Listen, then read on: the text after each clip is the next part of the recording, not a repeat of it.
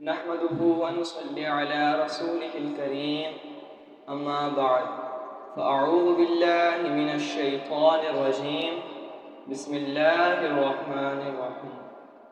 ابتدائے رب جلیل کے بابرکت نام سے جو ہماری شہرت سے بھی زیادہ قریب ہے۔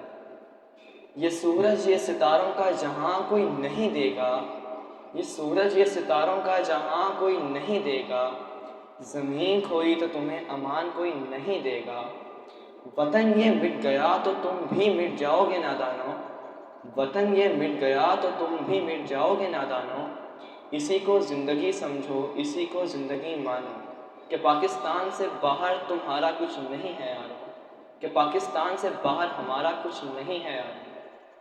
جناب صدر، محترم اساتذہ کرام اور میرے ساتھیوں، السلام علیکم ورحمۃ اللہ۔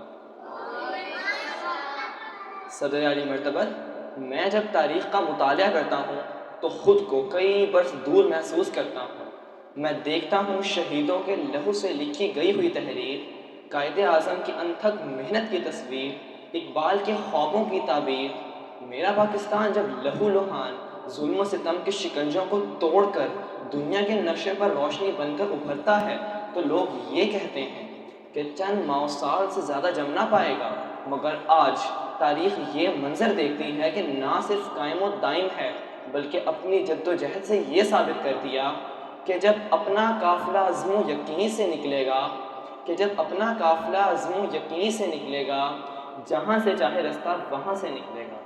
جناب صدر، ہماری افواج آج بھی سرحدوں پر سیسا پلائی دیوار بن کر کھڑی ہے اور دشمن کو یہ پیغام دے رہی ہے کہ ہم وہ قوم ہیں جو جڑ سے جبر مٹاتی ہے، جو جڑ سے جبر مٹاتی ہے، ظلم کو مار بھگاتی ہے۔